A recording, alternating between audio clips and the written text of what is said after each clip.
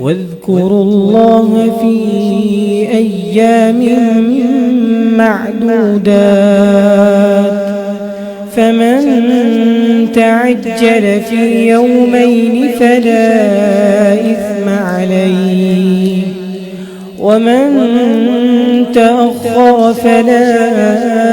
إثم عليه لمن اتقى واتقوا الله واعلموا أنكم إليه تحشرون ومن الناس من يعجبك قوله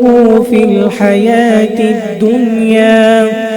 ويشهد الله على ما في قلبه وهو ألد الخصام وإذا تولى سعى في الأرض ليفسد فيها ويهلك الحرث والنسل